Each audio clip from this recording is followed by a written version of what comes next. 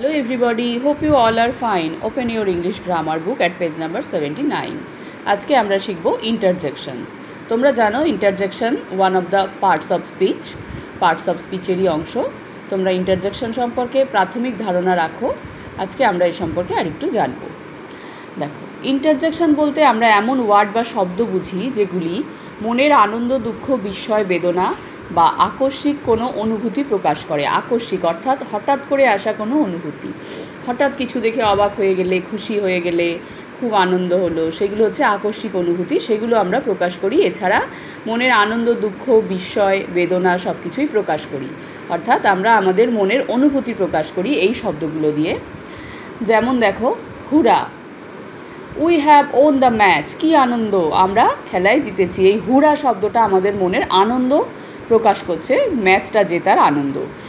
আর একটা জিনিস খেয়াল করে দেখো, এর পরে একটা চিহ্ন রয়েছে যেটা আমরা সচরাচর সব ক্ষেত্রে ব্যবহার করি না, এটাকে বলে এক্সক্ল্যামেটরি মার্ক। তো এই হুরা শব্দটা হচ্ছে এখানে ইন্টারজেকশন। যে কোনো ইন্টারজেকশনের পরে অলওয়েজ এই চিহ্নটা বা এক্সক্ল্যামেটরি মার্কটা বসবে। এটা দেখে তোমরা সহজেই কিন্তু চিনতে পারবে কোনগুলো ইন্টারজেকশন। দেখো, এখানে হুরা শব্দটি মনের আনন্দ প্রকাশ করছে, এই শব্দটি interjection. Alas, he is dead, হায় তিনি মারা গেছেন। দেখো, এখানে অ্যালাস শব্দটা দুঃখ প্রকাশ করছে, একটা অনুভূতি, এবং তারপর একটা এক্সক্ল্যামেটরি মার্ক রয়েছে। এখানে অ্যালাস শব্দটি মনের দুঃখ প্রকাশ করছে, এই শব্দটি ইন্টারজেকশন। হুশ, আওয়ার হেডমাস্টার ইজ কামিং, চুপ, আমাদের প্রধান শিক্ষক আসছেন, অর্থাৎ প্রধান শিক্ষক আসছেন, সবাইকে চুপ করে যেতে বলছে, সতর্ক হতে বলছে, এটাও একটা আকস্মিক অনুভূতি।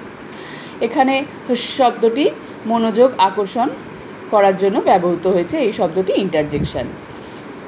Bravo, what a great success, সাবাস কি বিরাট সাফল্য। দেখো, এখানে ব্রাভো শব্দটাও একটা মনের খুব আনন্দ উজ্জ্বল অনুভূতি বা কোনো কিছু একটা জিনিসের এটা ভালো কিছু বোঝানোর জন্য ব্যবহার করা হচ্ছে। এখানে ব্রাভো শব্দটি কোনো কিছুর উৎকৃষ্ট মান বোঝানোর জন্য ব্যবহার হয়েছে, এই শব্দটি ইন্টারজেকশন। যে সাকসেসটা পেয়েছো সেটা খুবই উচ্চ মানের সাকসেস, সেটা বোঝানো হচ্ছে, এবং সেটাই যে আমরা আনন্দিত সেটাও প্রকাশ পাচ্ছে। ফি, ইউ আর আ থিপ, ছি তুমি চোর। দেখো, এখানে একটা ঘৃণা প্রকাশ পাচ্ছে এই ফি শব্দটায়। এখানেও দেখো এক্সক্ল্যামেটরি মার্ক কিন্তু এরপর রয়েছে। এখানে ফি শব্দটি ঘৃণা বা বিরাগ বোঝানোর জন্য ব্যবহৃত হয়েছে, এই শব্দটি ইন্টারজেকশন। এছাড়াও আরও কিছু ইন্টারজেকশন রয়েছে, যেমন হ্যালো, ওয়েলকাম, ও, গুড বাই, লো ইত্যাদি। এগুলো আমরা যখন বাক্যে পাবো সেগুলো আমরা দেখব, মানেগুলোও দেখে নিতে পারো। হ্যালো মানে ওহে, ওয়েলকাম মানে স্বাগতম, মানে এই যে, ওহ মানে ও, গুড বাই মানে বিদায়, তোমরা জানো, মানে লো মানে আরে ইত্যাদি। এগুলো আমরা বিভিন্ন ক্ষেত্রে আমাদের আকস্মিক মনোভাব বোঝানোর জন্য বা মনের অনুভূতি বোঝানোর জন্য ব্যবহার করি। তাহলে what is an interjection, interjection কাকে বলে?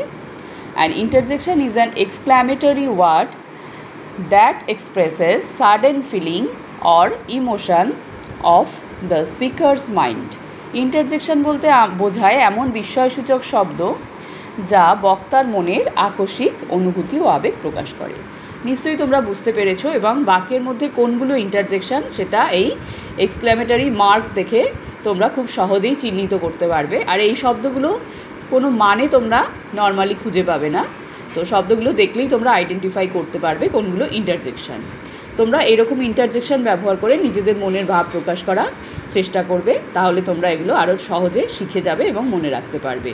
যদি কোথাও বোঝার সমস্যা হয় ক্লাসে জেনে নেবে। সবাই ভালো থাকবে, বাই।